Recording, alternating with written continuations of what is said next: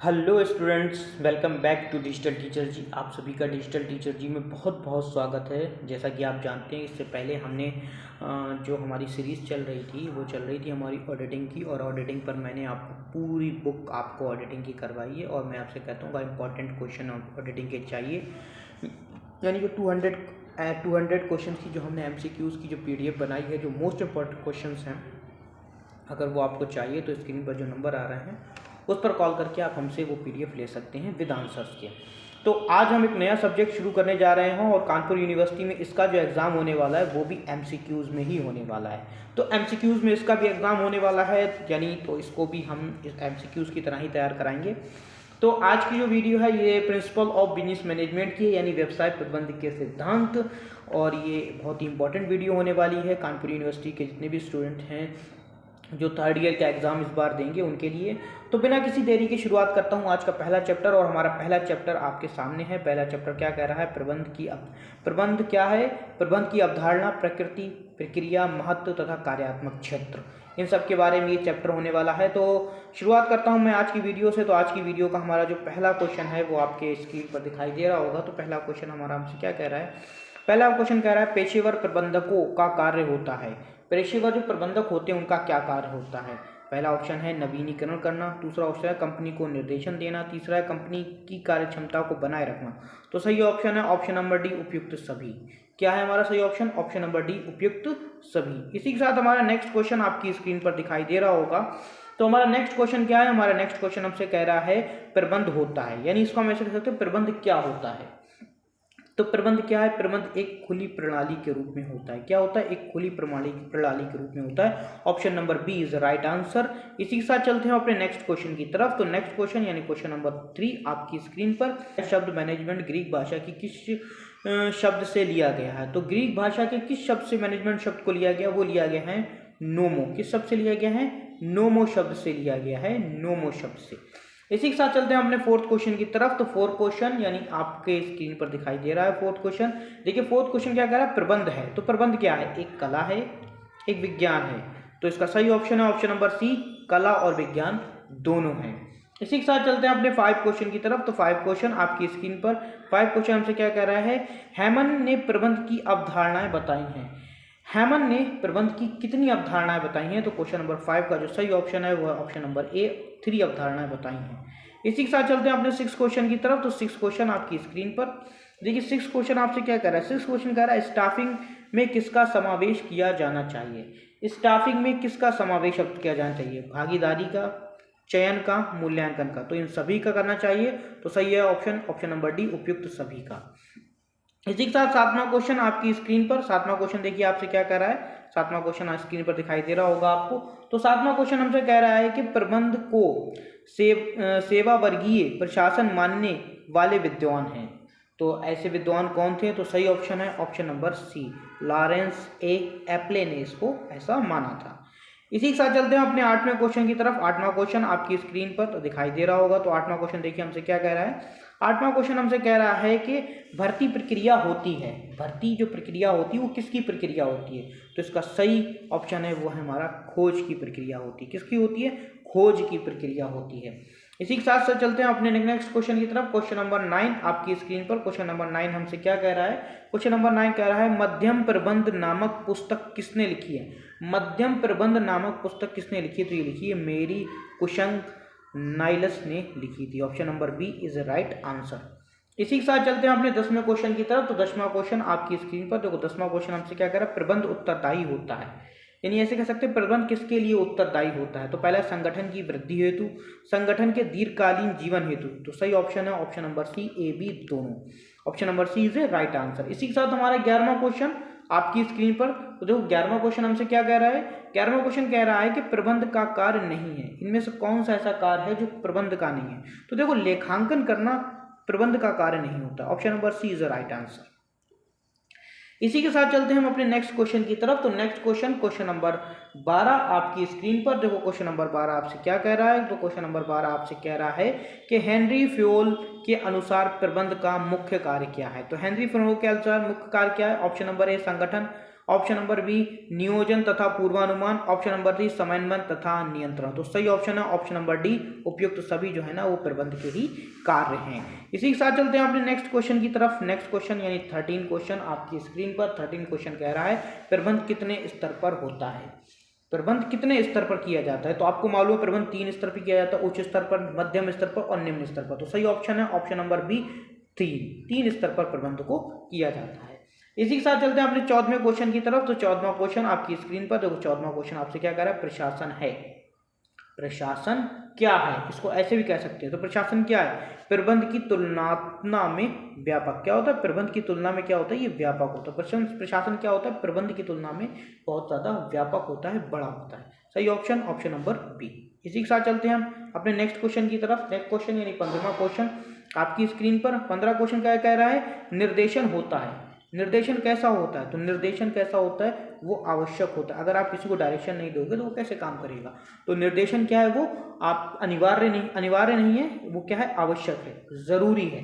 इसी के साथ 16वां क्वेश्चन आपकी स्क्रीन पर। 16वां क्वेश्चन क्या कह रहा है, 16वां क्वेश्चन कह रहा है निम्नलिखित में कौन सा कथन सत्य है। निम्नलिखित में से कौन सा कथन सत्य है। तो पहला है प्रबंध एक पेशा है, दूसरा है प्रबंध एक व्यवहारवादी विज्ञान है, तीसरा प्रबंध व्यक्तियों का विकास है। तो सही ऑप्शन है ऑप्शन नंबर डी, उपयुक्त सभी हमारे इज राइट आंसर।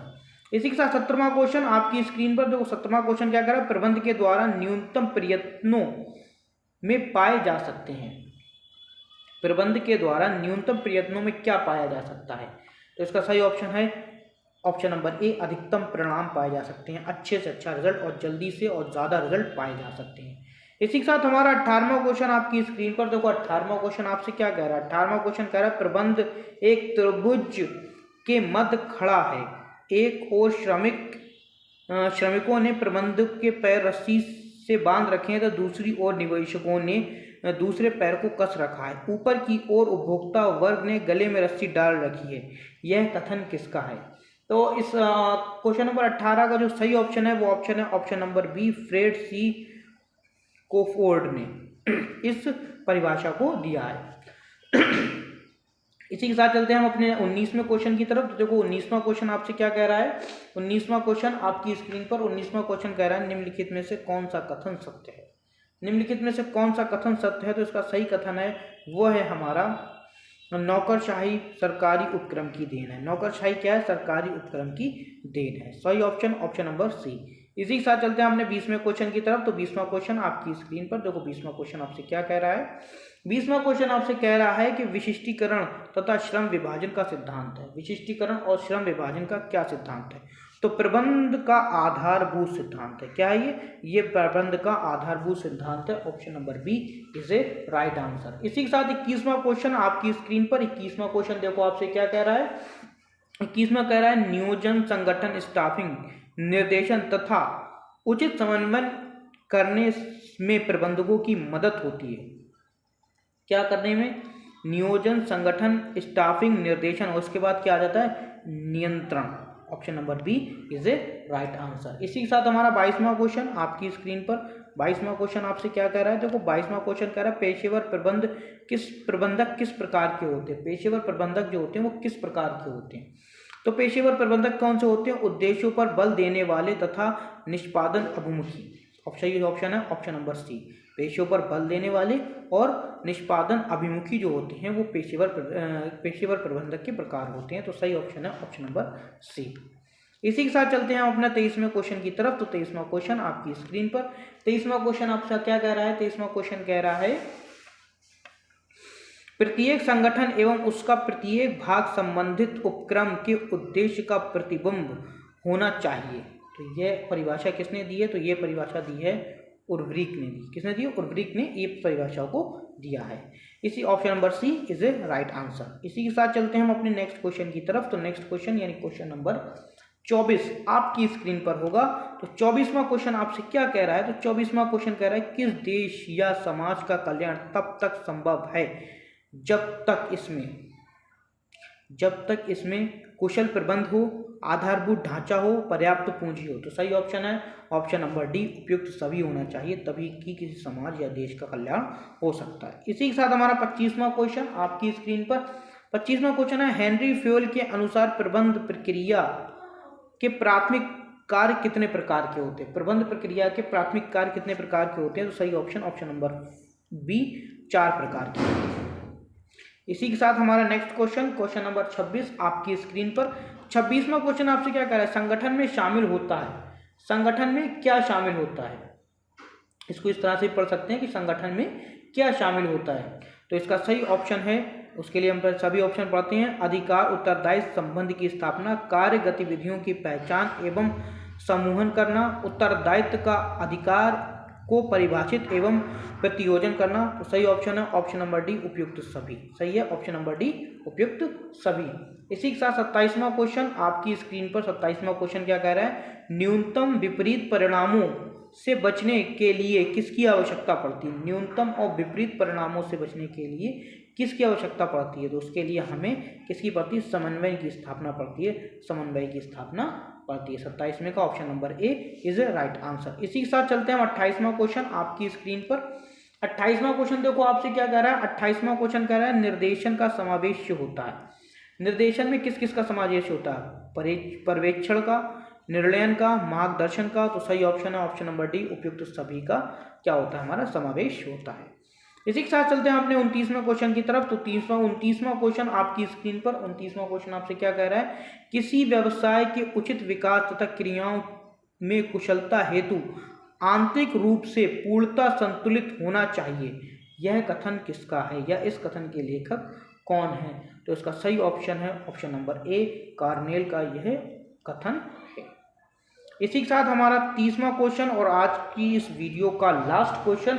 तो 30वां क्वेश्चन क्या कह रहा है? प्रत्येक वर्ग में स्वयं के लिए अधिकाधिक सुविधाओं की मांग कर रहा है। अधिकाधिक सुविधाओं की मांग कर रहा है, इस कथन के लेखक कौन है? तो इस कथन के लेखक हैं फ्रेड सी कोफोर्ड। Option number C is a right answer. इसी के साथ हमारी आज की वीडियो समाप्त होती है, लेकिन हमारी पीडीएफ अभी समाप्त नहीं हो गई। इसमें अभी बहुत सारे क्वेश्चन हैं, जैसे कि आप देख सकते हैं इसमें अभी बहुत सारे क्वेश्चन हैं जो मैं आपको स्क्रीन पर दिखा रहा हूँ। ये इसकी आंसर शीट भी मैंने इसी में जोड़ दी है।